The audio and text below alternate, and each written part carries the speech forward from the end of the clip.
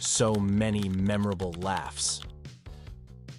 Welcome to our channel, and today we're counting down our picks for the most hilarious live-action TV scenes. Number 10, The Council of Daniel. Nathan as your friend, 2013 to 2017. There are times when you come across an extremely offensive joke, but it still manages to captivate your attention with its humorous delivery. This is demonstrated by Nathan in the aftermath of his rebate scheme, which is humorous in and of itself because it features an outrageous amount of money. There were a great number of peculiar occurrences that took place during the ordeal.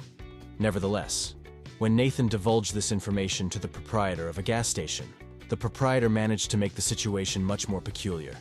Concerning Nathan's health, he provides him with some questionable advice regarding urine. We would all be scowling in distaste at the joke if it were told to us under any other circumstances.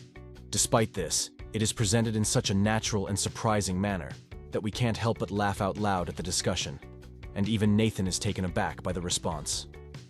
The 9th, The Jonad Files. As of 2012-19, Veep.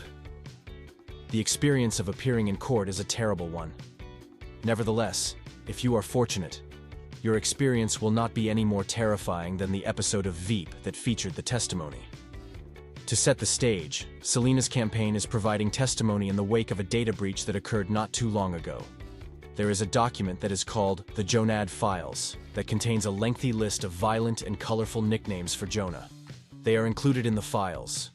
One by one, the members of the committee read each moniker, and each one is both more hilarious and more cruel than the one that came before it.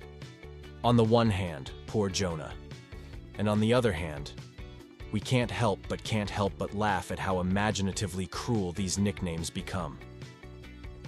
Number 8, The Darkest Timeline, from 2009 to 2015, Community. Is the butterfly effect something that you believe in? When you see Community use it hilariously, you will certainly do so. With each throw of the dice resulting in a different timeline, the participants in the study group are attempting to determine who will be responsible for delivering the pizza to the team. In one of these possible futures, Troy rushes out of the apartment to retrieve the pizza, and it is then that everything goes to bad. A fire breaks out, Pierce is shot in the leg, and Troy is terrified by the troll doll. Pierce is also hit by the fire. According to the last tag, the events in this universe continue to spiral out of control, which resulted in Abed going into full evil Spock mode. How a seemingly insignificant alteration can result in a comical disaster is truly remarkable. Number 7, I Would Like It to Be That Way. The series Brooklyn Nine-Nine, 2017 to 2021.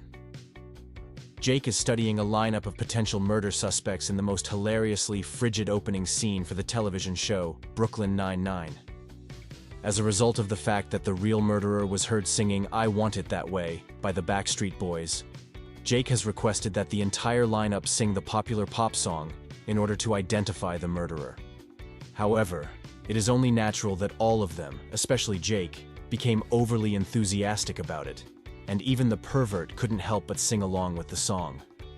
Not only is the punchline for when they discover the real offender much more hilarious, but it also demonstrates how simple it is to become sidetracked by the beat of a great melody. To tell you the truth, if we were ever put in command of a police lineup, we would most likely all do this at some point in time. Number 6, Role-Playing as a Method of Therapy, 30 Rock, 2006 to 2013. Jack takes Tracy to see the studio's psychologist in order to assist him with his aggression issues. Tracy has been dealing with some issues related to aggression. During his time there, Jack will participate in some role-playing as part of the therapy.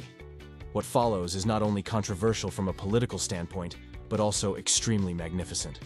After that, Jack begins to act out all of these troubling impressions about Tracy's family, including Tracy himself. The obvious discomfort that the therapist is experiencing is enough to sell the joke. But what makes this even more hilarious is the way that it actually works. Both Jack's role-playing and Tracy's ability to overcome his anger issues are successful. Jack's role-playing is successful. We can't disagree with the results, and we certainly can't help but blow a gut at the off-color lunacy. Jack's methods may not be suitable for Jewish practice, but we can't quarrel with the results. Number 5, Larry's Unavoidable Decision, In the year 2000, curb your enthusiasm. What is the level of difficulty that a person has in avoiding quick gratification? When a Palestinian chicken restaurant opens in a specific neighborhood area, much to the dismay of Larry's pals, Larry is faced with a decision that is not all that difficult to make. Naturally, this does not prevent Larry from eating the chicken or having an intimate relationship with one of the owners, even though there are significant problems. The fact that Larry is so self-centered is something that we want to be angry about, but can we pretend that we don't want some delicious chicken and sex? It is the final scene of the episode that really brings the comedic gold home. In this view, Larry is stuck in the middle of the dispute, while the theme song from the circus is playing in the background. Number 4. A lesson regarding the instruction of lessons. The series Arrested Development. 2003-2006, 2013-2019. To tell you the truth, the Bluth family is a total and utter nightmare. Just consider how chaotic your family can be at times. Then dial that up to 11, at the very least. One of their earlier examples is Michael having a suspicion that his son George is abusing narcotics. As a result, Michael decides to scare George straight by employing sexy dancers, because after all, why not? Nevertheless, Michael's father ends up scaring him straight about not teaching lessons, and he does so in the most horrific and gruesome way that is conceivable. Number 3. Slippery speech. Between 2009 and 2015, Parks and Recreation. According to Murphy's Law, anything that has the potential to go wrong will go wrong. This notion is brilliantly shown in the episode of Parks and Recreations titled The Comeback Kid, which takes place on the same night as Leslie gives her campaign speech. First of all, the campaign is taking place on an ice rink, which means that when it is time for her to speak, the group is stumbling and falling in their attempts to reach the podium. All of this is happening while Gloria Estefan's song, Get on Your Feet, continues to play in the background.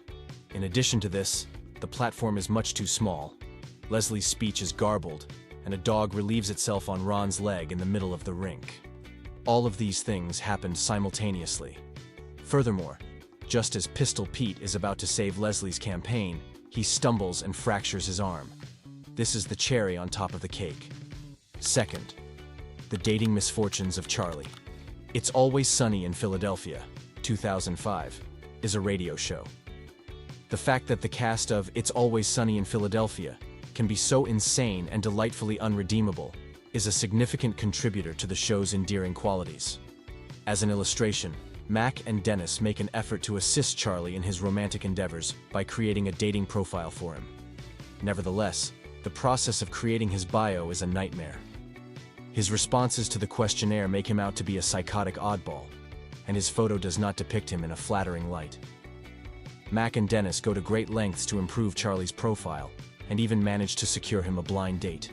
However, because they provide poor counsel and Charlie's clumsiness, the situation swiftly devolves into a hilarious train wreck. To tell you the truth, Charlie is probably better off being by himself, because he has friends like Mac and Dennis as his wingmen. Number 1. Stayin' Alive, The Office, 2005-13. Following a fire drill fiasco, courtesy of Dwight, the employees at Dunder Mifflin are forced to take a CPR class, and it goes about as well as you expect, hilariously chaotic. Everyone is too easily distracted, and what should have been a serious learning session turns into a dance party. But of course, it only devolves further into chaos when it turns into a Silence of the Lambs remake. Once again, compliments of Dwight. Would you believe this is just another day at the office? And yet, it's the chaos and absurdity from this one scene alone that captures what makes The Office one of the most beloved sitcoms of the 21st century. If only our regular workplaces were this insane. Don't forget to like, subscribe, and leave a comment below. Let us know what you think and what you'd like to see next. Your support helps the channel grow.